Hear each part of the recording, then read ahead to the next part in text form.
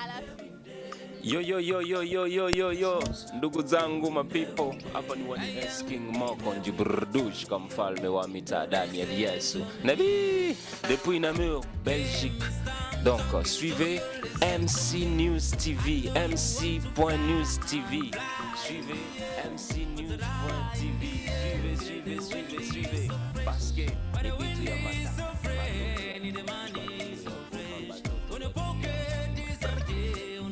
Vous abonner, de liker et de partager. Yes. Don't forget. Donc n'oubliez pas de liker la vidéo, de vous abonner et de mettre la petite cloche pour savoir quand une nouvelle vidéo est disponible. Merci encore de regarder cette chaîne et à très bientôt.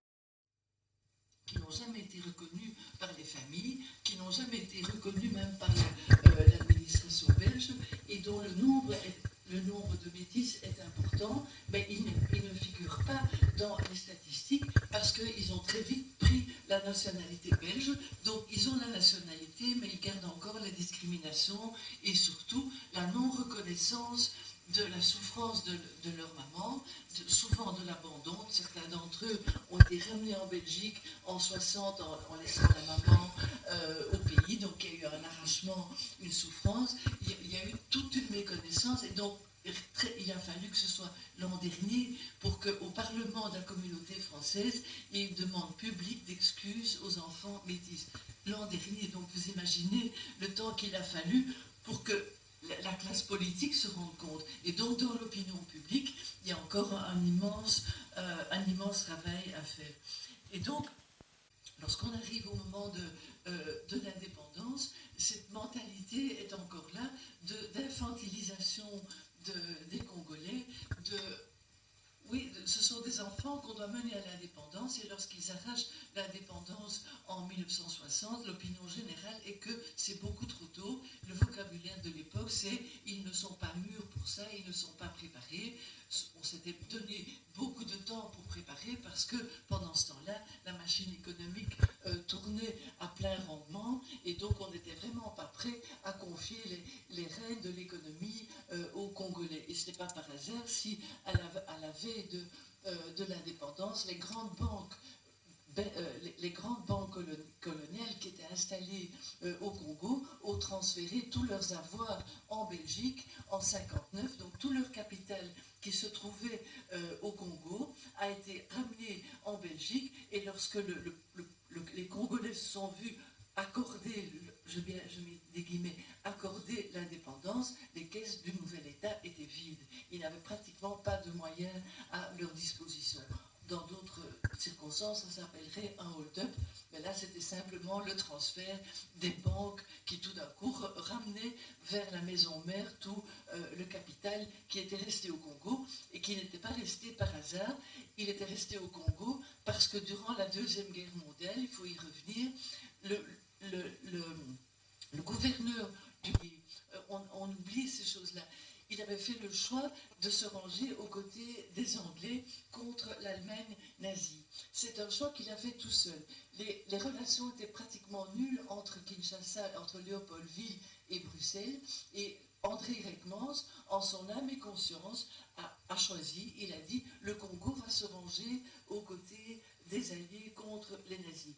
Ce qui était énorme, c'était un cadeau énorme, mais qu'il a fait tout seul.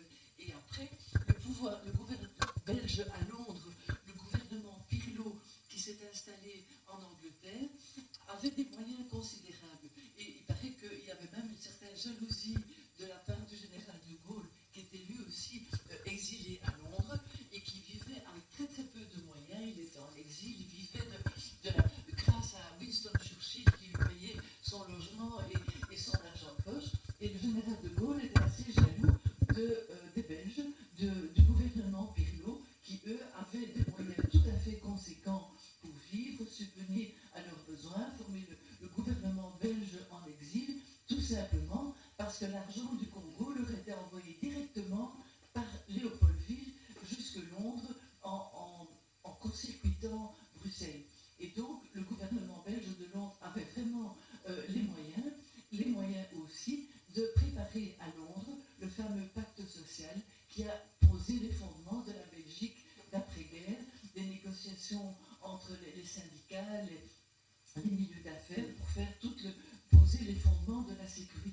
sociale qui a été mise en place après-guerre dans une Belgique qui était beaucoup plus prospère que la moyenne des pays européens. Et lorsque la Deuxième Guerre mondiale se termine, la France est ruinée, détruite par les attaques allemandes, détruite aussi par l'effort de guerre, par l'occupation. La Belgique s'en sort plutôt bien, parce qu'à Londres, on a vécu avec l'argent du Congo. En Belgique même, l'occupation a eu lieu, mais on a quand même limité les dégâts. Et on a ce flux d'argent, de moyens qui revient du Congo, et notamment la dette des Américains. C'est l'uranium du Congo, de Shinkolobwe au Katanga, qui a permis aux Américains de produire la bombe atomique. Et lors des négociations, les dirigeants de l'Union minière sont allés aux États-Unis. Sanjay, le directeur de l'Union minière, est allé aux États-Unis. Et déjà à l'époque, l'Union minière avait mis en sécurité dans le port de New York de l'uranium qui venait du Katanga, pour qu'il soit mis en sécurité, que les Allemands ne s'en emparent pas, parce qu'il y avait la course entre les Alliés et les Allemands qui allaient produire la bombe atomique le premier.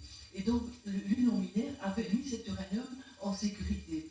Et lorsque Sanjay est convoqué par les Américains au moment où les Américains entrent en guerre, les Américains lui disent « mais nous voudrions vraiment, c'est très important pour nous, utiliser l'uranium du Katanga. Comment faire pour avoir à disposition l'uranium du Katanga ?»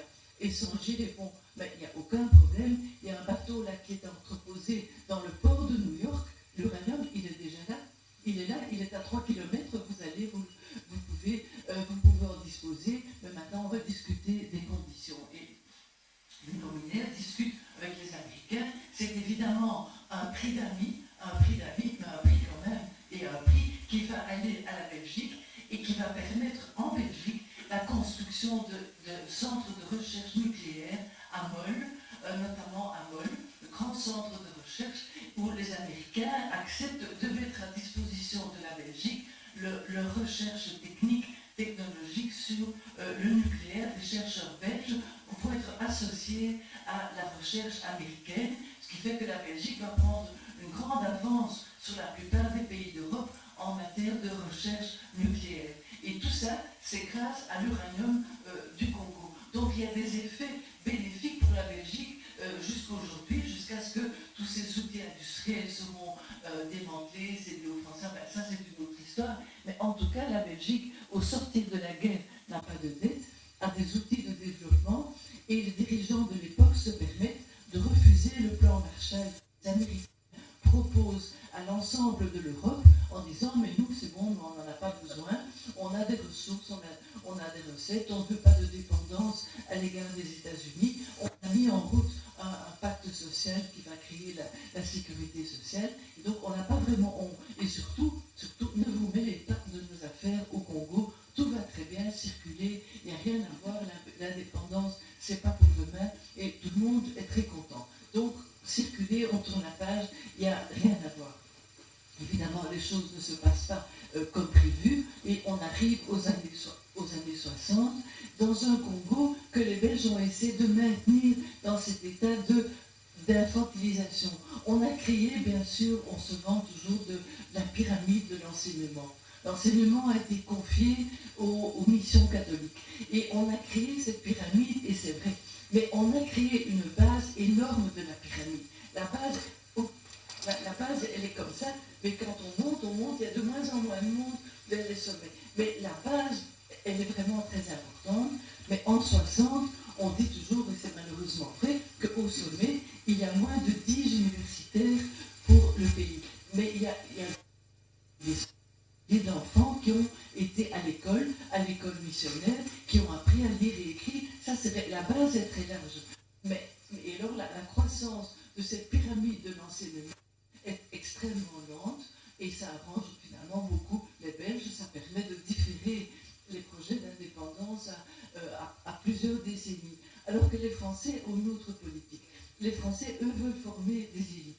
Très vite, ils prennent des jeunes gens qui étudient bien, qui sont doués, on les envoie à l'université, on les envoie même à Paris, ils font l'école supérieure, et vous avez Senghor, vous avez de grands dirigeants qui deviendront très vite les chefs d'État de des futurs pays indépendants, avec des relations privilégiées.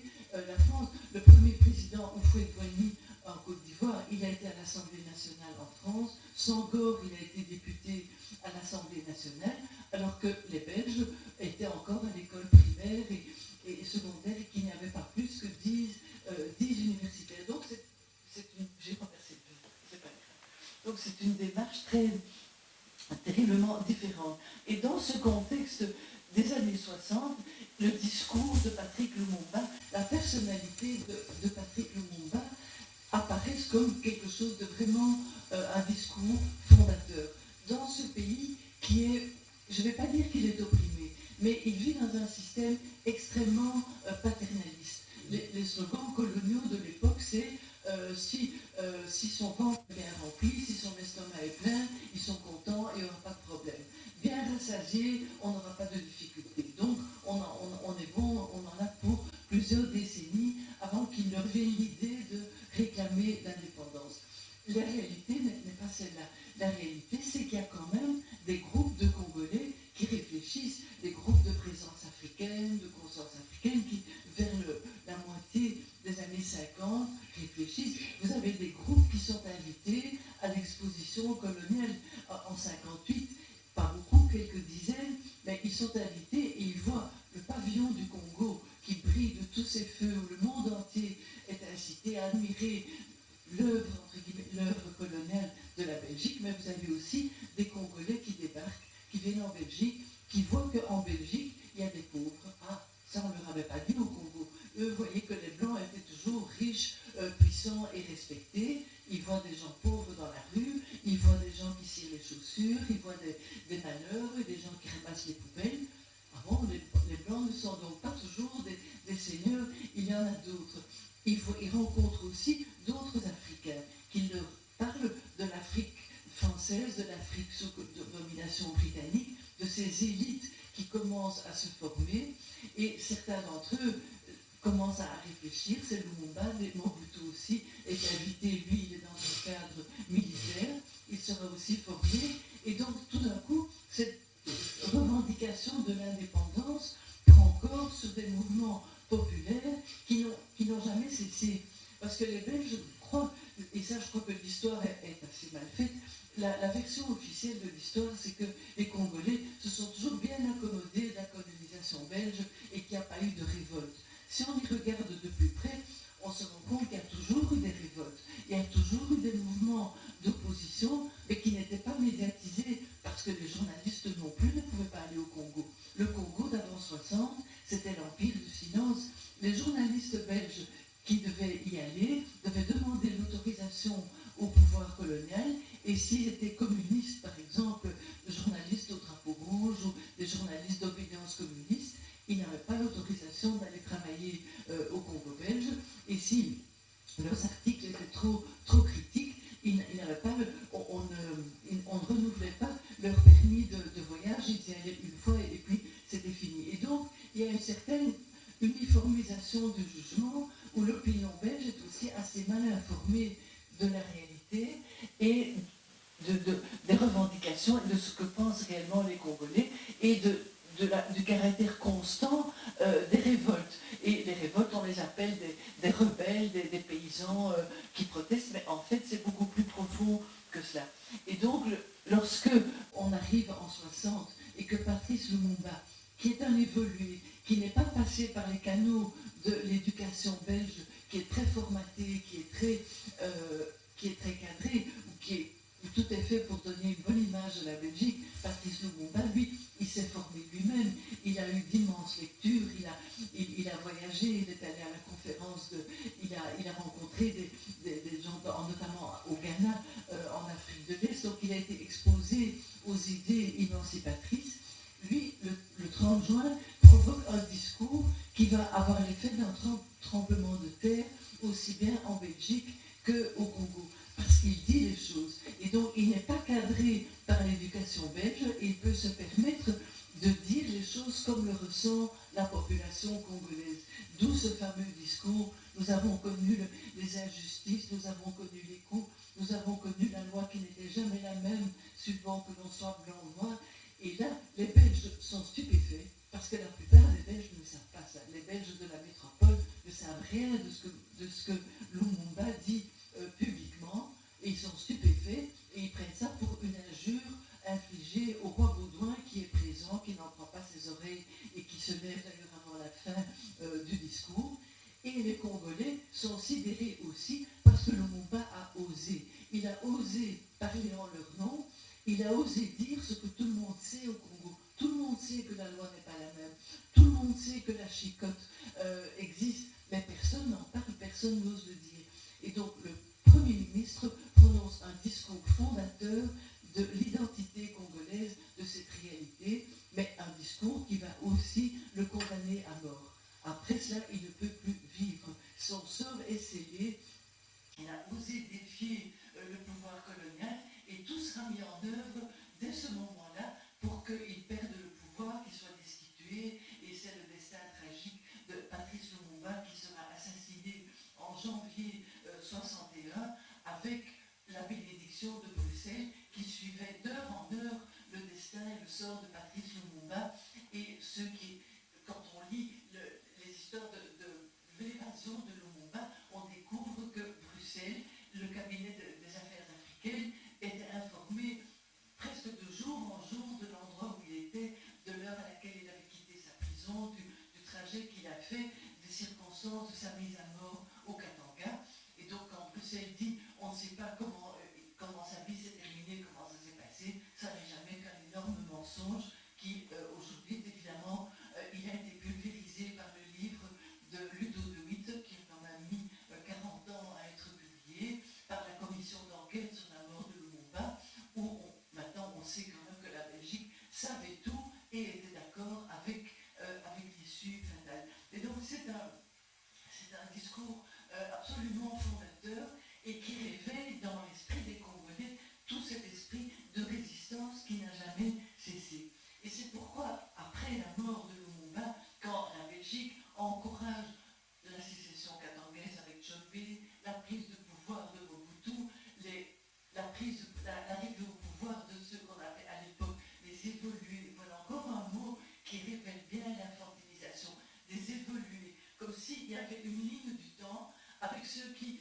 évoluent. Nous, les Blancs, les Belges, on est tout au bout de la ligne, et eux, ils sont encore à mi-chemin, ils sont en train d'évoluer vers la situation dans laquelle nous sommes aujourd'hui. Donc, parmi ces 10 universitaires qui ont fréquenté l'université belge, on pense qu'eux, ils ont suffisamment évolué, et donc on les renvoie au Congo. Lumumba est assassiné, et Mobutu prend le pouvoir et met comme ministre ses premiers évolués diplômés des universités belges qui arriveront généralement accompagnés d'un ou l'autre de leurs professeurs de l'université de Liège, de Bruxelles, qui accompagnent ces évolués parce qu'à l'époque on considère qu'ils ne peuvent pas vraiment marcher tout seuls dans la complication de la politique, de l'économie, que donc ils ont besoin des conseils des Belges. Et donc il y a une sorte de tutelle qui se maintient à cette époque-là, et une tutelle. Et autre phénomène qui n'a pas été suffisamment médiatisé, ce sont les rébellions au Congo. En Belgique, on en a beaucoup parlé. Les rébellions qui ont embrasé presque les 2/3 du pays au début des années 60. C'est aux yeux pas des historiens belges, pas beaucoup, mais de l'histoire de l'Afrique, c'est la plus grande révolte paysanne contre l'ordre colonial que l'on ait connue en territoire africain. La plus vaste en population, en territoire, en méthode utilisée, c'est la révolte de Pierre Moulinier, de Gaston Sounialo, qui ont embrasé les 2/3 du pays. Les gens s'appelaient des Maïmaï, qui défendaient leur communauté. C'était des résistants, si vous voulez, au pouvoir de Mobutu et au pouvoir de Léopoldville, et qui se sont battus avec les moyens du bord, avec ce qu'ils avaient. Et du point de vue des Belges, ça a toujours été dépeint comme des sauvages, des rebelles qu'il fallait absolument calmer. Et c'est vrai qu'ils ont employé des méthodes tout à fait qui étaient leurs, c'était des guerres de pauvres, c'était des guerres avec des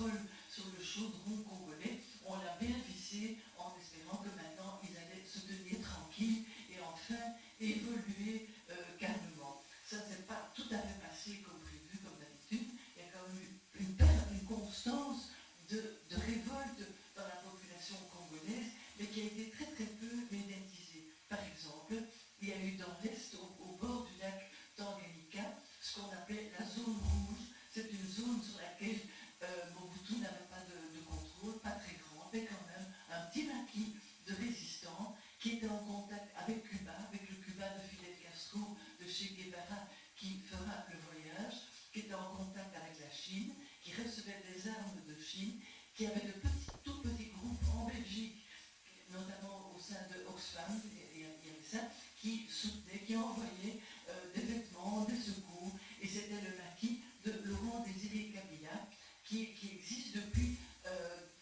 1965, depuis l'écrasement des grandes révoltes, et qui se référait à l'héritage politique de Patrice Lumumba et de ces révolutionnaires des années 60. D'abord, c'était un maquis résiduel, pas très bien organisé, très pauvre, mais qui tout de même, la flamme était encore là, si vous voulez, elle était faible, mais il y avait encore une petite résistance qui se maintenait. Il y a eu des révoltes au Katanga aussi, les gendarmes katangais, des gens qui sont venus d'Angola, qui sont rentrés au Katanga.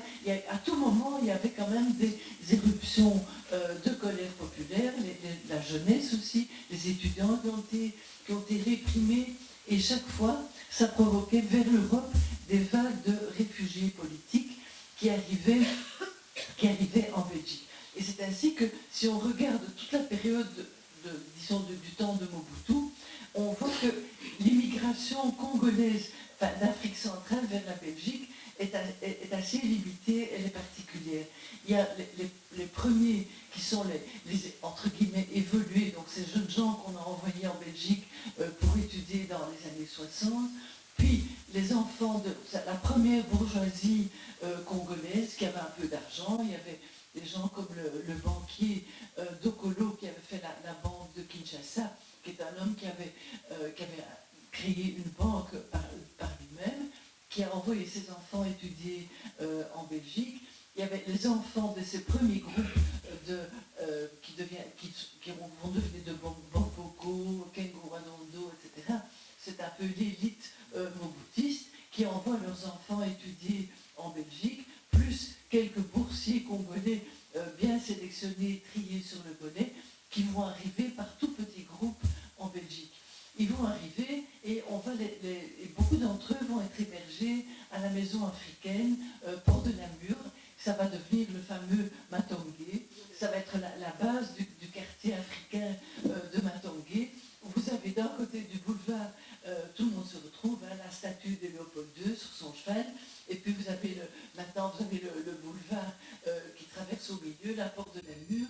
Vous avez un grand trottoir qui a été appelé la place Lumumba, qu'on a concédé l'année dernière, donc c'est vraiment récent. En fait, c'est pas une place, c'est un espèce de grand trottoir un petit peu amélioré entre des bandes d'autoroute, la piste cyclable, la banque. Enfin bon, il y a quand même un petit morceau de terrain qui s'appelle place Lumumba, parce que c'est sur le territoire de la ville de Bruxelles, parce que la commune d'Ixelles n'a pas voulu donner le nom de Lumumba à 1 mètre carré d'espace public sur la commune d'Ixelles, donc c'est la ville de Bruxelles qui a accepté. Et donc vous avez là l'entrée du quartier Matongé qui va se développer. Et un peu à la fois, cette immigration en provenance du Congo prend forme. Ce sont les évolués, les enfants de cette première bourgeoisie congolaise qui arrive. Et puis un peu à la fois, ils sont suivis par d'autres qui cherchent refuge en Belgique. Et ça, c'est au fil des oppositions au régime Mobutu, des manifestations étudiantes, dont les premières auront lieu déjà en 1968. Il y aura les pendus de la Pentecôte. Mobutu fait pendre des opposants devant tout le monde à Kinshasa pour donner un exemple de terreur et pour impressionner les gens. Il y aura des premiers réfugiés politiques, les premiers qui viendront aussi depuis les différents maquis. Et puis, au fil des années, à mesure que le régime Mobutu vieillit, se durcit, le flux de réfugiés va s'accentuer. Alors, il y a un aspect qui est important aussi, c'est qu'en 1980, dans les années 80, le régime Mobutu est en déclin. C'est un régime prédateur, on commence à être choqué de l'immense fortune de Mobutu, de son système dictatorial. Les oppositions à l'intérieur du pays apparaissent, se développent, apparition du premier parti d'opposition de Tshisekedi, l'UDPS, Tshisekedi et ses compagnons. Donc le Kasaï va entrer en litige avec le pouvoir de Mobutu. Et là, le flux de réfugiés s'accentue vers l'Europe pour des raisons politiques, mais aussi pour des raisons économiques. Parce que au début des années 80, l'enseignement, cette fameuse pyramide de l'enseignement, a continué à se développer au Congo.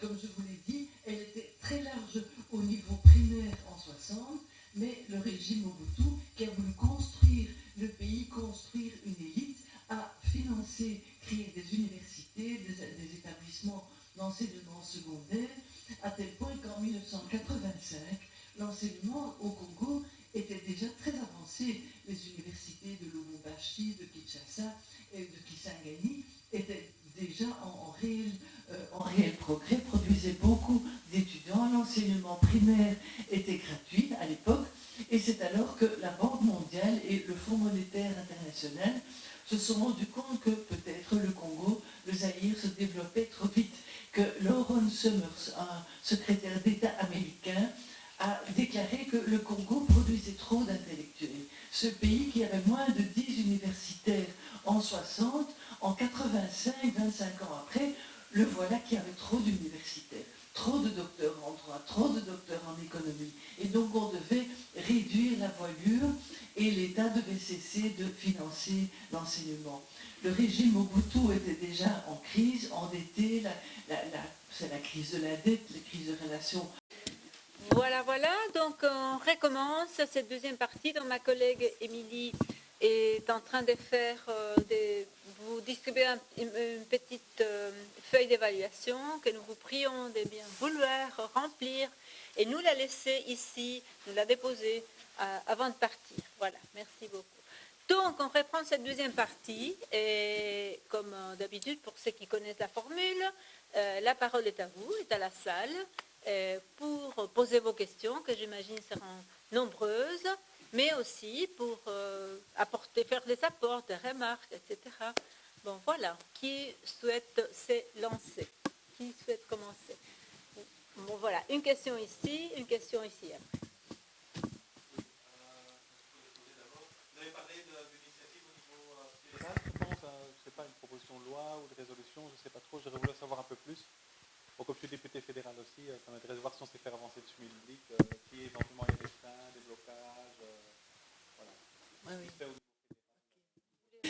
Chargée par l'État belge de l'époque, l'État déjà de Léopold II, elle s'est vue confier l'enseignement et la santé. Donc il y a eu les bâtiments à charge pour elle de développer les réseaux d'enseignement. Et il a fallu attendre 1954 et une grande bataille législative en Belgique pour que le ministre de l'époque, Buisseret, introduise au Congo des écoles laïques, donc des écoles non catholiques. Ça a été une grande discussion en Belgique. Et alors on a ouvert des écoles non catholiques au Congo qui ont été bien accueillies par les Congolais parce qu'ils saluaient ce pluralisme qui s'ouvrait en cette possibilité de sortir d'un enseignement unique. Mais l'indépendance du Congo en 60, il faut se dire qu'elle est arrivée en plein milieu de la guerre froide, de la lutte du combat Est-Ouest, où tout ce qui était, il y avait les alliés, les amis de l'Occident, qui étaient considérés entre guillemets comme des modérés. Enfin, il y avait le groupe de Monrovia et le groupe et un autre, il y a deux groupes. Les pays africains se sont retrouvés pris dans cet étau à choisir entre les pro-Moscou et les pro-américains. Et cet immense Congo, au milieu, avec toutes ses ressources économiques, avec l'uranium, avec tout ça s'est retrouvé là-dedans. Et c'était une époque très dichotomique. C'était la fin de la Deuxième Guerre mondiale, c'était la guerre froide, où c'était si vous n'êtes pas avec moi, vous êtes contre moi. Et si Lumumba n'était pas avec les Belges, il était nécessairement hostile aux Belges. Personnellement, je crois que Lumumba était d'abord un non-aligné. C'était quelqu'un qui se battait pour son pays, pour l'Afrique, un panafricaniste. Il était nécessairement avec les autres. Et on a dit très vite, en juillet 1960, qu'il recevait l'aide de Moscou. Et c'est vrai que les Russes aussi essayaient de prendre pied en Afrique centrale, et lui ont promis des soutiens, mais qui étaient sans commune mesure avec, avec le poids de l'Occident, de la Belgique et des États-Unis. Mais c'est un peu pour le malheur, pas seulement du Congo, mais aussi de pays comme l'Angola, comme d'autres. Ils ont été pris au cœur de la guerre froide avec des étiquettes. Vous êtes ou bien vous êtes pro-américain, ou bien vous êtes pro-Moscou, ou pro-chinois, et voilà quoi, c'était la guerre des clans. Moi, j'ai une question. À un moment donné, vous parliez de bâtiments qui avaient été financés avec l'argent du Congo, à Tsvara, à Namur. Est-ce que, de préférence, à des bâtiments particuliers, ou c'est juste de manière générale, pour la Belgique est plus riche, il a pu financer globalement des plus gros bâtiments, parce qu'il y a vraiment des bâtiments, peut-être ça a été vraiment financé, ou des projets concrets, par exemple sur Namur en particulier. Mais il y a eu surtout, tout au début, il y a eu l'argent personnel de Léopold II, roi des Belges, qui avait hérité d'un pays petit au centre de l'Europe, mais qui était encore un peu provincial, quoi, avec des populations bourgeoises ou petites bourgeoises, et il estimait que comme roi des Belges, il fallait embellir la Belgique. Et donc ce roi avait aussi des qualités d'urbaniste, et il a voulu embellir Bruxelles, et il a commencé, c'était une époque où il n'y avait pas les plans de secteur et les interférences politiques, il faisait un peu ce qu'il voulait, et il a commencé à tracer des plans, à dessiner l'avenue de Tervuren, à vouloir un palais des colonies à Tervuren, avec une avenue qui menait tout droit, à dessiner la rue Royale, parce qu'il pouvait aller à cheval depuis son palais jusqu'à l'église Sainte-Marie, à dessiner l'avenue des Nations, qui était devenue l'avenue des Nations, parce que c'était aussi une avenue tout droite qui menait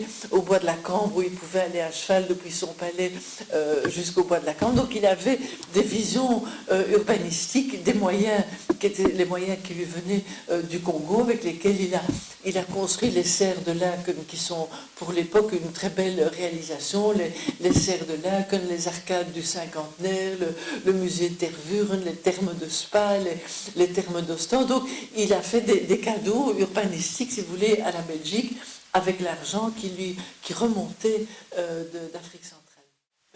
Je dirais plus grand-chose, hein, parce que la Belgique, elle a un peu rapetissé, si vous voulez. Alors il y a eu toutes les périodes de rupture avec Mobutu, de zaïranisation, donc de nationalisation des biens belges au Zaïre du temps de Mobutu, puis la rétrocession où il a restitué ce qui restait, mais entre-temps, on avait quand même pillé, démantelé.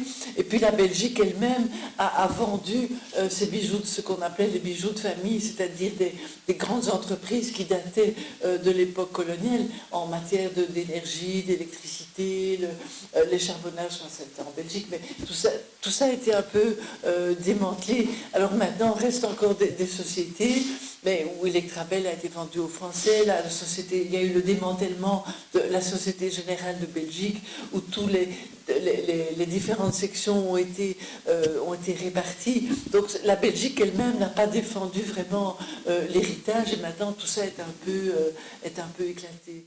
Et donc, qu'est-ce qui reste de l'héritage du Congo? Il y a des bâtiments, il y a des choses, il y a le fait que quand même que la Belgique n'a pas eu de dette après la guerre, qu'elle avait une situation économique saine, qu'il y a aussi, et ça c'est une chose qu'on n'a jamais vraiment calculée, l'enrichissement des familles. Et moi j'avais demandé à l'époque à des historiens économistes au moment des 50 ans de l'indépendance du Congo, où se trouvaient les comptes simplement de l'argent rapatrié du Congo vers la Belgique au bénéfice des sociétés, donc des comptes de société dans la rubrique bénéfices, ou même du patrimoine familial. Et ils m'ont dit qu'ils n'avaient jamais fait ce calcul, que ça n'était pas possible. Je dis, mais enfin si, même, d'accord, il y a des comptabilités parallèles, il y avait des comptes différents. Mais même, prenons simplement les comptes officiels d'une société, les comptes publics. Il y a la colonne des bénéfices, quand même. Même si on a trafiqué que c'est moins que la réalité, il y a quand même la colonne des bénéfices. Et si on additionne les bénéfices d'années de différentes sociétés, on arrive à des montants. Enfin, qui est-ce qui a fait ce travail? Et là, les historiens m'ont dit que jamais aucune université belge n'avait accordé de crédit à des chercheurs pour ce type de recherche. Ça, c'est quelque chose qu'on n'a pas cherché, on n'a pas voulu le savoir jusqu'à aujourd'hui. Et alors, il y a un secteur qui est totalement hors recherche, c'est impossible, c'est l'enrichissement des familles. Mais il y a des gens, comme des grandes familles, qui ont fait fortune au Congo et qui ne se portent pas trop mal aujourd'hui. Et s'ils remontent à quelques générations, on retrouve quand même les traces de l'argent. Mais ce sont des recherches qu'on peut faire au niveau des familles, mais je ne vois pas une recherche universitaire se développer dans ce sens-là. En tout cas, elle ne sera pas vraiment encouragée non plus. Voilà, Béatrice, après madame et après monsieur. Oui. Non, vous avez tout à fait plusieurs raison. questions. Ouais. Sur le contentieux, il y avait des dossiers très, très importants où les Congolais avaient accès aux archives chez eux et tout ça. Mais alors tout ça, par la énième réconciliation belgo, voilà, on ne doit plus rien pour solde de tout compte et on relance la coopération. Donc on a tiré le rideau, mais le contentieux est toujours là et les Congolais le savent parfaitement bien. Alors juste un petit mot à propos des œuvres d'art. L'autre jour, le collectionneur Syndicat Dokolo, qui est d'origine congolaise, et lui, il a une collection personnelle d'œuvres africaines qui est très importante, il a les moyens, il est dans ce monde-là. Il disait, il y a une chose qu'on ne sait pas, c'est qu'à Tervuren, il y a des collections incroyables, mais rien que la valeur, il disait la valeur patrimoniale, la valeur monétaire des pièces qui sont à Tervuren, qui sont exposées, qui sont dans les caves, le total de ça, il dit, c'est probablement, la valeur de ça est probablement plus élevée que ce qu'il y a dans tous les autres musées de Belgique. Ça, on n'en parle pas, on discute de rapatriement, etc., mais juste la valeur monétaire de ces pièces, dont certaines d'entre elles se négocient pour des millions d'euros sur le marché mondial, mais si on faisait le compte de cette valeur, je pense qu'on serait assez étonné. Intéressant. Hein. Est-ce que vous voulez rajouter quelque chose par rapport au lien des États-Unis, le rôle des États-Unis dans cette...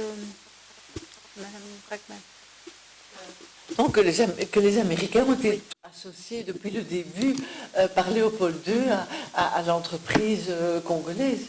Ils étaient... J'ai eu notamment accès aux archives et notamment les papiers Sandford, Voilà, qui était le ministre plénipotentiaire des États-Unis à Bruxelles et qui a donc collaboré avec le vote avec tout à fait original. Un ministre plénipotentiaire, il a eu un rôle tellement intéressant auprès de Léopold II, en ce sens qu'il lui a permis d'avoir cet accès aux archives. Et donc au rôle déterminant aujourd'hui des États-Unis dans la fondation de l'État indépendant du Congo, selon des archives qui se situent entre 1882 et 1884 et qui précèdent le congrès de Berlin de février 85. Merci beaucoup. Vous voulez rajouter quelque chose par rapport à ça? Merci beaucoup. Tout d'abord, félicitations pour la première partie, c'est assez génial. Ma question porte sur la question aujourd'hui. Les Congolais, quel est leur sentiment vis-à-vis de leur propre peuple? Est-ce qu'ils vont vers plus d'unité? Il y a un retour sur eux-mêmes, vers des clans? Est-ce que l'unité se fait? Est-ce que le pays... Où en est-on là? Mais moi, je crois que... Oui. Moi, je crois qu'il y a un grand attachement les Congolais. C'est pour ça que quand j'entends des gens dans la presse internationale qui disent le Congo va éclater, le Congo va éclater en différents morceaux, etc. Je trouve que c'est absolument faux, qu'il y a un extraordinaire attachement des Congolais à leur pays, à la structure de leur pays comme pays uni, même s'il y a, on a fait la décentralisation, etc., la régionalisation, mais l'attachement à l'entité congolaise, à la nationalité congolaise est extrêmement forte, et que c'est même la seule chose qui a permis à ce pays de ne pas éclater, parce que les tentatives de démembrement n'ont pas manqué, y compris en Europe, et que lorsqu'il y a eu les dernières guerres du Congo des années 2000, la première guerre du Congo fin des années 90, la deuxième guerre du Congo, les tentatives du Rwanda d'annexer le Kivu, tout ça, les risques d'éclatement, les chefs de guerre qui étaient installés dans des régions différentes, Bemba dans l'Équateur, les gens du RCD dans le Kivu. Franchement, s'il n'y avait pas eu le peuple congolais pour revendiquer l'unité, le maintien du peuple congolais, le Congo n'existerait plus, et c'était peut-être le plan de certaines puissances à l'époque qui considéraient qu'il était plus facile et moins cher d'accéder aux matières premières dont on a besoin dans un pays divisé que de négocier avec un État central un peu plus fort. Oui. Oui, voilà, je suis belgo-congolaise, donc c'est quelque chose évidemment qui m'interpelle fortement. Mon père n'a jamais expliqué la vie qu'il a menée au Congo. Je pense que c'était un peu de honte, quelque part, parce qu'il a été dans l'époque de la colonisation. Moi, ce que j'en retiens, c'est un pays où j'ai envie de retourner, parce que je suis ici et je suis là-bas. Mais je me dis aujourd'hui, qu'est-ce qu'on peut donner au peuple congolais qui a immigré, qui est ici, les enfants qui sont nés ici, qui ont étudié, la capacité de pouvoir retourner là-bas. Qu'est-ce qu'on peut mettre en place? Parce qu'on a beaucoup de médecins. Moi, je me suis étonnée, j'étais en vacances en Guadeloupe, et là, je n'ai pas pu dire mon origine. J'ai dit que j'avais un ami. Il m'a dit, ah, ça doit être un médecin congolais. J'ai dit oui. Donc, on a beaucoup de personnes qui ont très bien réussi, très bien étudié, mais qui ne savent pas rentrer. Et qu'est-ce qu'on peut mettre en place pour permettre aux personnes? Parce que je crois qu'on est quand même volontaire à un moment donné de vouloir rentrer, faire des choses au Congo. Qu'est-ce qu'on peut mettre en place? Qu'est-ce que la Belgique peut mettre en place? Parce qu'aujourd'hui, il y a beaucoup d'États qui sont dans la Belgique, qui viennent piller le Congo. Donc, qu'est-ce que la Belgique, effectivement, s'est retirée? Mais qu'est-ce qu'elle peut mettre en place aujourd'hui pour permettre au peuple congolais ou aux enfants de retourner? Oui, c'est très important, mais je crois qu'il y a un capital en Belgique qui est toute cette diaspora d'origine congolaise, qui est un capital intellectuel, un capital humain, un capital financier, que la Belgique n'a pas encore, on n'a pas encore vraiment pris la mesure. Et par exemple, mais c'est tout récent, hein, parce que jusqu'en décembre dernier, il y avait un tel pessimisme en Belgique à l'égard du Congo, c'était à la limite le pays dont il fallait, c'était sauve qui peut, tous ceux qui n'ont pas de raison d'y rester sont priés de partir, et que le dernier n'éteigne la lumière en partant et c'est fini. Donc ça, c'était quand même jusqu'en décembre, janvier. Maintenant, il y a un frémissement dans l'autre sens. Et j'étais à Kinshasa en septembre, et j'étais vraiment étonnée. J'étais dans un forum Makutano qui veut attirer des hommes d'affaires, surtout africains, mais j'étais étonnée de voir le nombre de Congolais de la diaspora, mais beaucoup de Belgique, mais pas seulement, qui venaient voir ce qu'ils pouvaient faire. Ils n'étaient pas demandeurs d'emploi, ils étaient venir voir comment on peut, nous, d'origine congolaise, investir, faire quelque chose, aider, et c'était dans un esprit très très positif. Et je me dis là, il y a une ressource formidable du Congo à l'extérieur, qui est ces gens qui sont encore attachés au pays d'origine de leurs parents et qui ont envie de faire quelque chose. Et là, parfois, je me dis, mais est-ce que la coopération belge, au lieu de faire toujours ces projets classiques qu'on voit depuis 30 ans, ne pourrait pas imaginer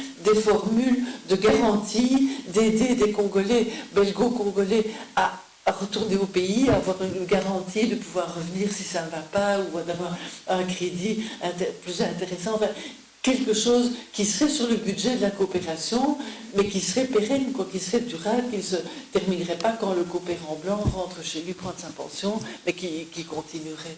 Je crois que votre question allait vers qu'est-ce que l'État belge peut faire, parce que c'était ça sa réponse. oui, ça devrait être un champ de réflexion pour la coopération Mais belge. est-ce que vous avez peut-être un conseil pour les ressortissants congolais ou on va dire la diaspora, pour les personnes plus en Le pouvoir politique, les représentants politiques belges, des députés, d'un peu titiller la coopération, demander qu'est-ce que vous faites, le rapport qualité-prix, et puis de pousser un peu dans certaines directions.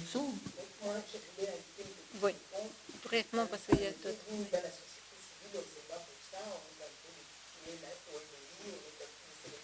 Vous avez tout à fait raison, c'est plus que ça, c'est la dissuasion, pour les dissuader de venir. Je crois qu'il n'y a rien de fait pour les encourager, pour faire un rattrapage rapide, au cas où il y aurait des carences dans l'enseignement, mais faire un rattrapage rapide, et ça repart du même préjugé, c'est qu'ils n'ont pas eu leur diplôme là-bas dans des conditions normales, comparables à celles d'ici, que quelque part ils ont acheté leur diplôme, ou soudoyé le professeur, ou je sais quoi. Il y a cette espèce de préjugé qui perdure, et c'est ça qui fait que la Fondation Roy-Baudouin, dans son étude, dit il y a 60% des gens ressortissants d'Afrique centrale qui ont des diplômes d'enseignement supérieur, mais il n'y a qu'un quart d'entre eux qui sont employés en fonction de leur diplôme. Les trois quarts sont dans certains métiers bien spécifiques, comme les soins à la personne pour les femmes, les soins à la personne, la domesticité, etc., alors que les diplômes sont bien supérieurs et ces gens pourraient faire autre chose que ça, mais on ne leur donne pas les moyens. Et moi je crois que c'est à la fois parce que les besoins économiques de la Belgique sont définis, on a besoin de main-d'œuvre pour ça ou ça, quel que soit votre diplôme, et puis qu'il y a un fond de racisme ou de paternalisme ambiant qui reste qu'on ne croit pas en la validité du savoir et des diplômes de ces personnes qui viennent corruption achetée. Et donc pour nous, mais ça c'est une position de principe, peut-être la corruption a certainement existé, mais enfin tous les diplômes et tous les savoirs ne sont pas invalides pour autant. Voilà. Il y a la question de monsieur derrière. C'est beaucoup plus d'observation, et je ne sais pas si madame aura un commentaire à faire là-dessus. En fait, c'est à propos de vagues d'immigration qu'il y a eu pour la RDC. Et je voudrais moi revenir sur la vague d'immigration due à des problèmes économiques. Parce qu'au fait, au Zaïre, la RDC, nous voyons c'est vers les années 90 qu'il y a eu cette vague où les Zaïrois sont venus nombreux en exil. Pendant cette période, nous savons que c'est la période où le Congo a connu les plus grandes difficultés économiques. Donc, de 65 à 85, 20 ans, Mobutu était le même dictateur. Mais quand Mobutu avait le problème avec la Belgique ressortait l'aspect dictatorial de Mobutu.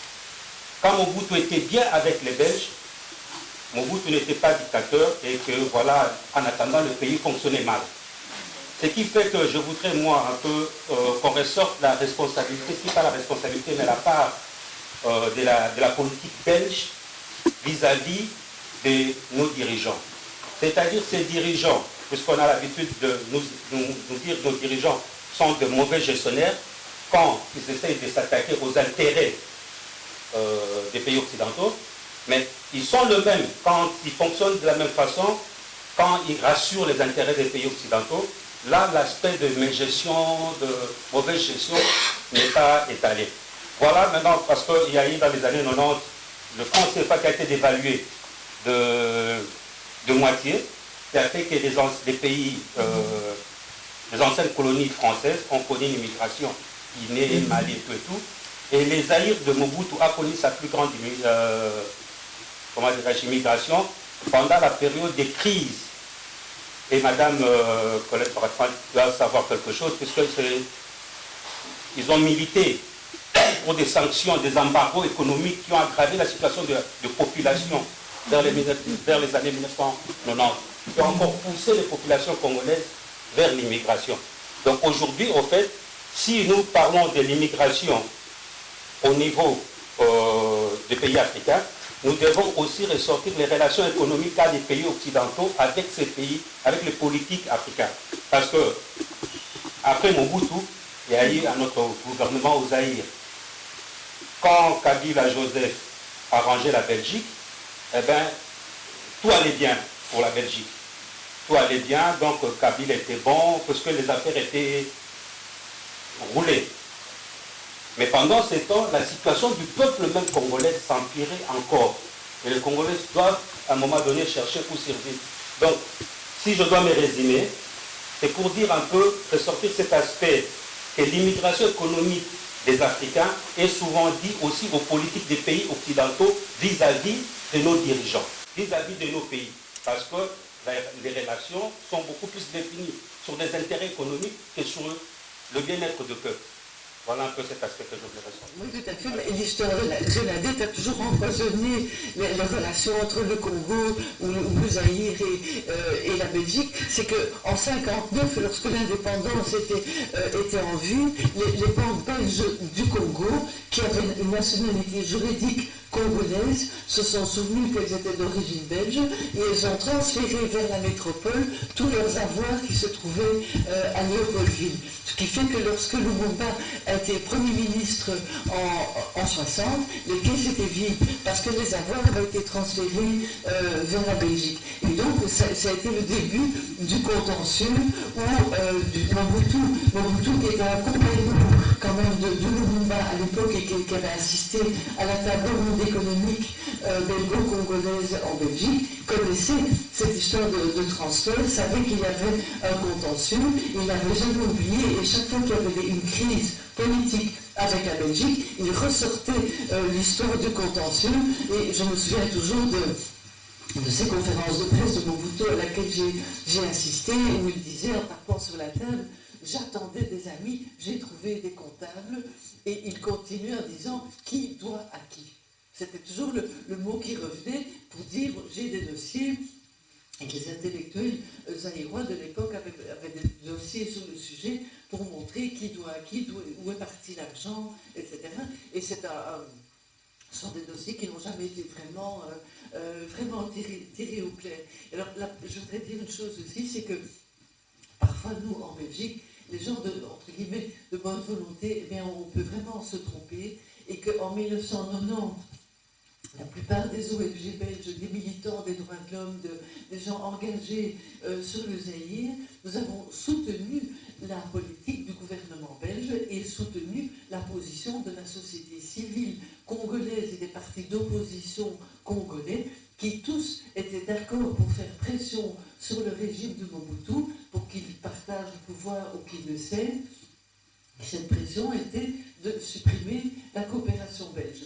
Et donc, dans la presse, mais aussi dans les ONG, relisez les textes des organisations de coopération de l'époque, des organisations de défense des droits de l'homme. On voulait faire pression sur Mobutu et donc utiliser la coopération. On était pour cette rupture de la coopération. Ce n'est qu'après, quand on a vu les résultats catastrophiques de cet exode, quand Mobutu, après la Belgique au mot, il a dit « Bon, ben, puisque vous voulez partir, partez, vous avez quelques jours pour faire vos bagages », que tout le monde est parti, la coopération militaire, la coopération dans l'enseignement, la coopération médicale, on a fermé des hôpitaux, les centres de santé, enfin, j'en passe, que là, tout d'un coup, on a mesuré la catastrophe que ça représentait, non pas pour Mobutu, qui avait ses arrières assurées et ses villas en Europe, mais pour le peuple congolais, qui voyait qu'on fermait les centres de santé, que le flux de médicaments ne suivait pas, que le paiement des enseignants qui étaient surveillés avec l'aide de la coopération belge pour qu'ils soient répartis dans tout le pays, que le paiement des enseignants ne se faisait plus, etc. Et je passe la coopération militaire qui a fait que l'armée zaïroise s'est retrouvée toute nue, sans ses moyens d'organisation, ce qui, quand il y a eu les guerres des années suivantes, font que l'armée s'est retrouvée impuissante devant les envahisseurs. Ce n'est qu'après qu'on se rend compte. Et donc je dis parfois, l'enfer est aussi pavé de bonnes intentions, et avant de réclamer la rupture de la coopération, on devrait mieux réfléchir et se demander à qui ça profite et qui ça pénalise. Je crois qu'on pourrait dire arrêtez de remuer le passé si à un moment donné on a nettoyé et pour solde de tout compte, maintenant on est quitte, on a nettoyé, on a mis les choses à plat, on sait qui a fait quoi, qui doit à qui et on a remis les choses en ordre et maintenant on n'en parle plus parce que c'est réglé. Mais tant que c'est pas réglé, et ça va revenir continuellement. C'est comme sur le plan humain, si quelqu'un vous avez le sentiment que quelqu'un vous a volé, vous a spolié, ben, vous n'allez pas l'oublier jusqu'au jour où la justice a fait son œuvre, où il a rétabli un arrangement équitable. À ce moment-là, la page est tournée. Mais tant que ça n'a pas été fait, que ce travail de mémoire, de justice, d'équité n'a pas été fait, la revendication va malheureusement se transmettre de génération en génération.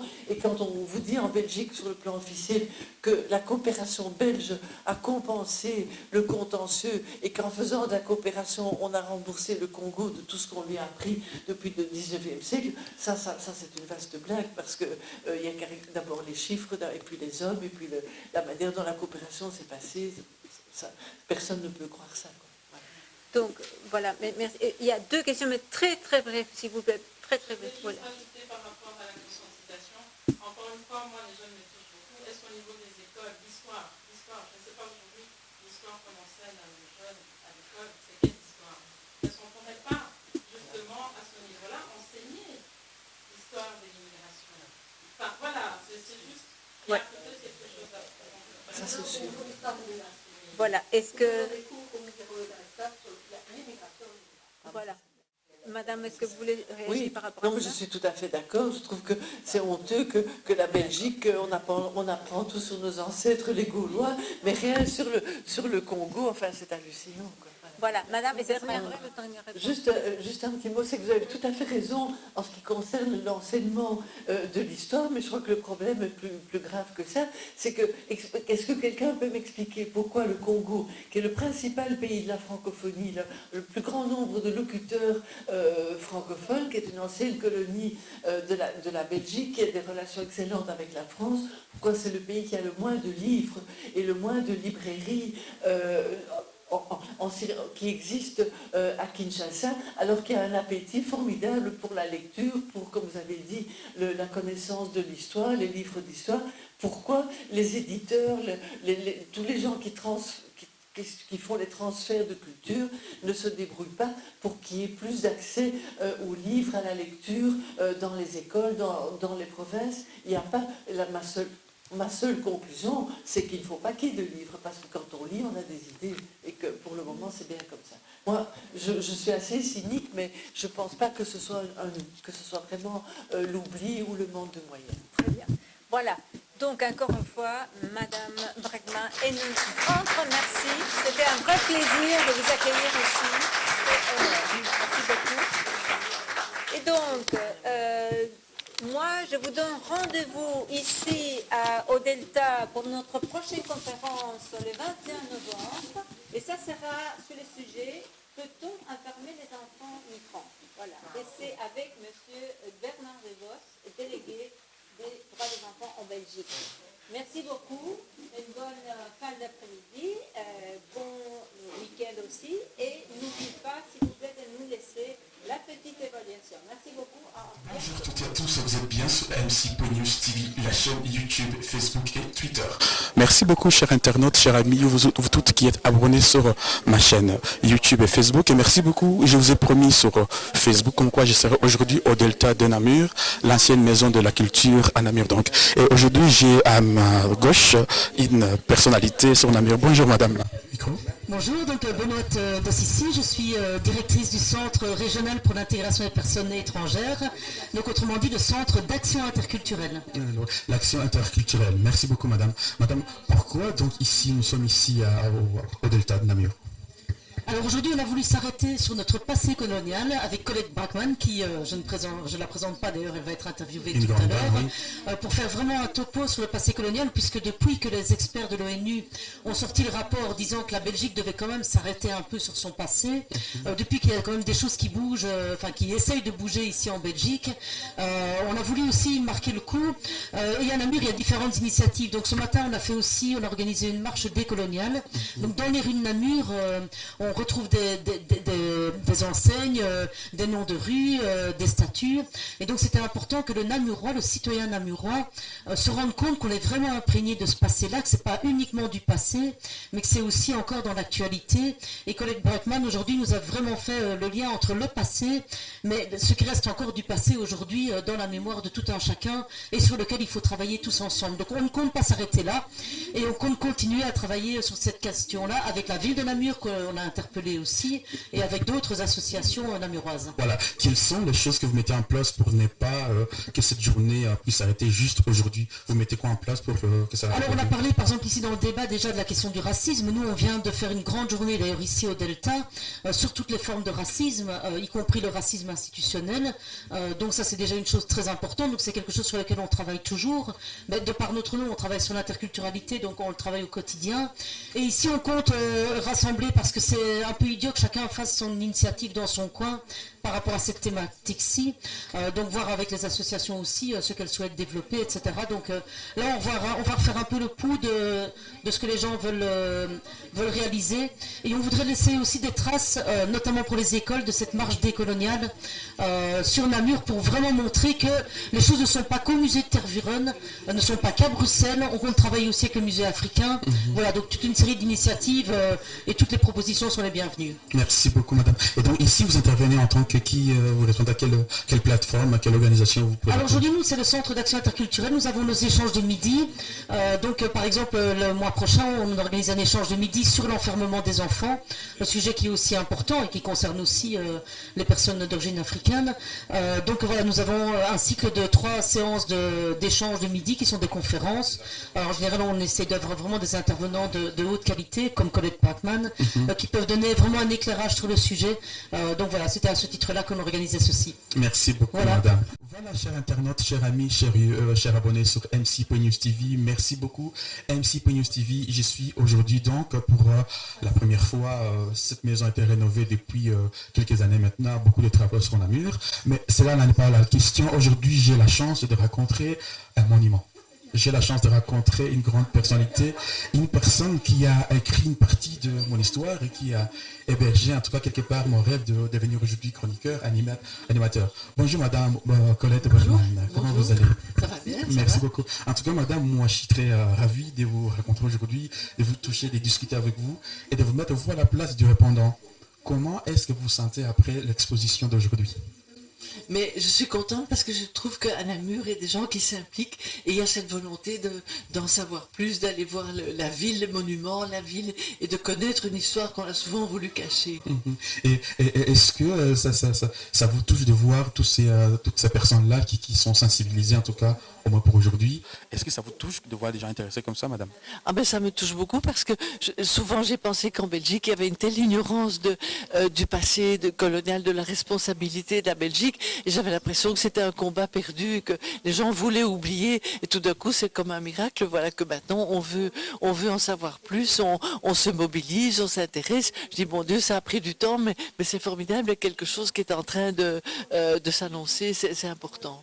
Merci beaucoup, madame. Donc, je suis ici, avant de venir ici, en tout cas, je me suis permis d'aller fouiller un peu sur l'historique de madame Colette Brackman, parce que moi, je vous connais depuis adolescent, depuis les années que j'étais adolescent. Je vous ai vu à l'époque, vous avez marché sur la ville de Bukavu pour les combats de la femme.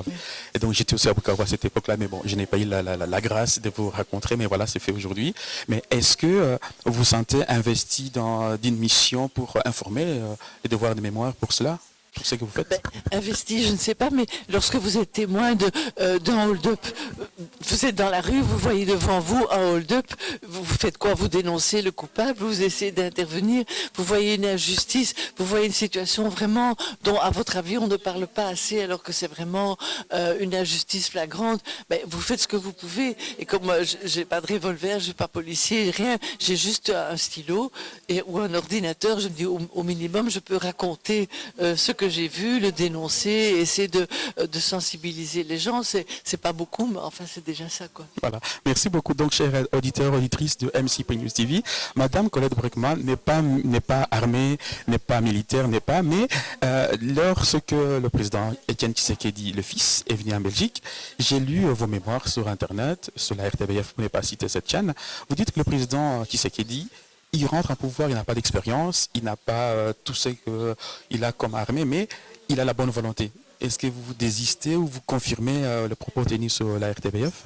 Non, je maintiens tout à fait. C'est un homme de bonne volonté. Il est arrivé au pouvoir dans des circonstances que certains ont contestées, mais je crois que la rue, la population a montré qu'elle croyait en lui, qu'il y avait un attachement. Et qui sommes-nous pour donner des leçons au Congo? Si les Congolais estiment que c'est leur président, qu'il est légitime et que dans toutes ses déclarations et dans ses actes, il travaille pour le peuple congolais, la légitimation, elle doit venir de là. Elle ne vient pas des déclarations des Occidentaux, comme bien souvent dans le cas des dirigeants africains. La légitimation, elle vient de ce qu'on fait pour son peuple et de ce que le peuple reconnaît en vous. Or, jusqu'à présent, cette reconnaissance existe. Si un jour ça ne se passe pas, je le dirai, je l'écrirai, mais ce n'est pas le cas pour le moment. Il y a une légitimation qui est en train de se produire. On ne peut que s'incliner, que le souhaiter bonne chance, et que si en Occident on peut l'aider, c'est maintenant qu'il faut le faire. Et quelle est votre part aujourd'hui? Est-ce que vous croyez, pas votre part, mais sinon, est-ce que vous craignez pour le futur, une fois le futur décide autrement, que votre combat ne soit plus continuel, ou est-ce que vous craignez pour cela? Mais non, parce que justement, des réunions comme à Namur aujourd'hui, ça montre qu'il y a des gens qu'on n'entendait pas avant, et tout d'un coup, ils se sont mobilisés, réveillés, et que donc c'est une cause, et qu'il y a des gens d'origine africaine en Belgique, mais qui ont mobilisé aussi des Belges, 100% d'origine belge, si vous voulez, mais qui prennent à cœur ce combat, parce que c'est aussi leur propre passé dont il est question, et que donc, à mon avis, c'est quelque chose qui ne va pas s'arrêter. Oui, Madame Colette Braeckman, c'est l'avant-dernière question. Est-ce qu'ici, les opposants congolais, la classe politique congolaise, nous avons déjà ici Félix qui approche presque un an de son mandat, et l'opposition qui suit. Est-ce que vous conseillerez quoi à l'opposition de faire quoi pendant le règne de l'autre, puisque de toute façon, il est déjà président, il a déjà voyagé au compte du pays. Il doit faire quoi, les autres qui sont dans l'opposition? Mais pour le moment, je ne dis pas qu'il faut aider une personne ou un régime, mais il faut aider le pays. C'est le moment de faire des choses constructives. Et pour moi, je pense que la mesure de rendre gratuit l'enseignement primaire, c'est quelque chose de concret qui touche tous les parents. Il y a des millions d'enfants qui ont été chassés de l'école depuis 85, et c'est totalement injuste. Et que donc, tout le monde, tous les gens de bonne volonté, les Congolais, mais aussi les Belges, la coopération et tout ça, il faut aider le Congo. Il y a 2 ans, il y avait un grand slogan dans toutes les ONG en Belgique: le Congo veut voter. Eh bien, aujourd'hui, le slogan doit être: le Congo veut étudier. Et si vous aimez le Congo, vous aidez ces enfants à étudier. Oui, madame, voilà, je voudrais en tout cas terminer avec cette question plutôt belge. Madame, dans le programme scolaire belge, il y a eu 2-3 ans maintenant, ils ont parlé de la structure et une journée sans rien, de cours de rien. Est-ce que vous ne croyez pas que ce cours-là de rien du tout, on ne peut pas le remplacer par une cours justement à renseigner nos jeunes? Parce que le problème en est là en fait, parce que nous jeunes qui avons étudié une partie ici en Belgique, on fait tous nos cours d'histoire, jamais on a souligné la question. J'ai fait Saint-Ursule, j'ai fait l'ITN, j'ai fait beaucoup de cours, on n'a jamais souligné les cours le parti où la Belgique a été Congo-Belge à l'époque, jamais ça n'a été souligné. Est-ce que vous ne croyez pas qu'il y a un problème là, qu'on doit remplacer justement le cours de rien par le cours d'histoire approfondi par rapport à ces... Mais je trouve que le cours de rien, c'est presque insultant, parce que le Congo mérite beaucoup plus mieux que rien, ou qu'une seule journée. L'histoire coloniale qui fait partie partie qui est tricotée dans l'histoire de la Belgique. C'est comme un pull, vous tirez sur un fil et c'est tout le pull qui se défait. L'histoire du Congo, on est tricoté ensemble, si vous voulez. Eh bien, ça doit faire partie du cursus tout au long de l'année et avec différents angles, etc. Parce que ça fait partie pas seulement de notre histoire, mais de ce que nous sommes et peut-être demain de notre avenir aussi. Voilà. Merci beaucoup, chers internautes, chers amis, vous qui me suivez sur MC.News TV, YouTube, Facebook et Twitter. Voilà, MC.News TV a palpé le monument des journalistes, un monument qui parle, un livre ouvert au monde. Merci beaucoup de faire mieux que moi et à très bientôt. Salut!